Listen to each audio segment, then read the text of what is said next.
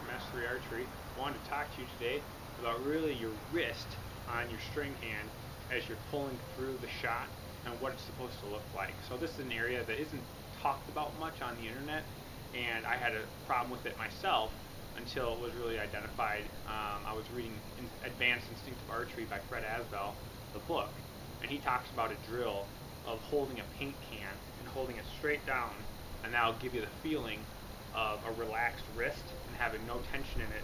All you're doing is holding the paint can in your joints of your fingertips and just have it straight down. And if you have any kind of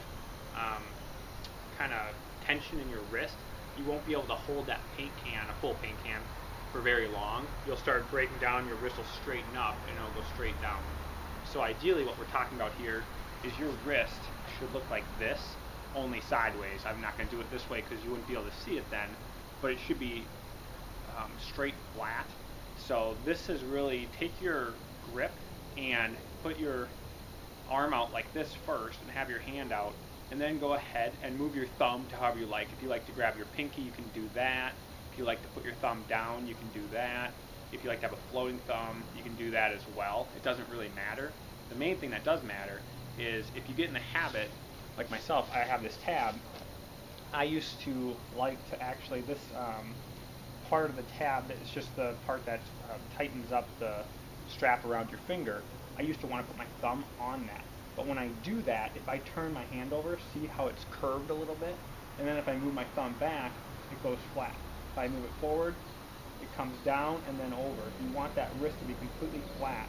So this is a good drill if you're trying to find a perfect grip for you. Go ahead and put your arm straight across and your hand straight across, and then go ahead and try to take any grip that you want and try to feel the tension, which one gives you the most pressure. Ideally, I don't like to shoot with my thumb up like this. So if you were actually shooting, it would look like this. I don't like the thumb to be up there. There's too much space there in between. It just doesn't feel right to me, and I wear glasses, so sometimes my thumb hits my glasses. So I like to get the thumb out of the way a little bit, so I actually go like this. But the main point, like I said, is if I bring it around, it's flat now. Where the old form, if I reach for it, think about it that way, reaching for the tab, all of a sudden when you turn your wrist over, you can see it's not relaxed. So then when you try to release, you'll be releasing this way and this way. And you just want it to be already completely flat, where when you release, it's just a finger relaxation. You don't want to think about your wrist uncoiling or anything like that. So just a quick little drill, like I said, go ahead, hands flat, go ahead and move your thumb any way you want to. Personally, when I do the thumb and touching my pinky, I know this is a popular grip here. I feel tension in my fingers. I don't like that. I can make them go straight, but they just don't want to be as straight as I just move my thumb down like this. So I'm more of a rigid thumb up against my palm, but not touching the tab. I want it to be as far back as possible. You don't want to overdo it where it's like this, where the fingers are coming up, because now there's a lot of tension in my wrist. You can see my wrist actually bulging here because of that. You don't want to push it too far, but you just want your fingers, hand, arm to be straight. Move the thumb down, roll it over. There's the position. You can see there's a bit of a gap there between the tab. And then when I come back over and I pull, I'm going to have a nice straight wrist that all I need to do is relax the finger and it comes off.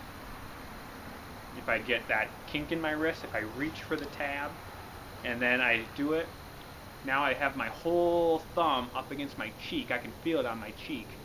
And when I try to release, there's actually two motions that I'll do. One will be the wrist straightening, because I'm applying back tension, so the wrist is going to straighten. And then I need to relax my fingertips. So there's two things I have to think about, or two things that need to happen. And what ends up happening is you just get a lot of inconsistencies in your shooting. Whereas if you can go ahead, like I said, get your straight wrist, go bring it down, turn it over.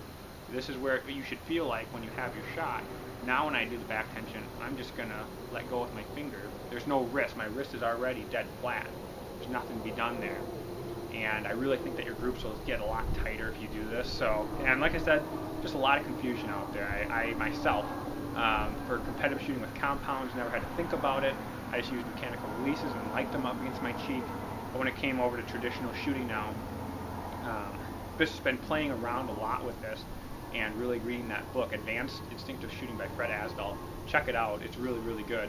that paint can demonstration about getting a flat wrist really drove it home to me that you are supposed to look like this. So go ahead and just take your normal grip. If it doesn't look that way, you're going to need to work on it and start changing the way you hold your hand, or move your thumb, or how you grip it, in order to ensure that you get that flat wrist. So you're just talking about the fingertips. So give that a shot. I hope this really helps you, clarifies things a bit. I don't know if you can really find this anywhere else on the internet, so play around with it. I really think it's going to improve your shooting. So until next time, Joe from S3 Archery.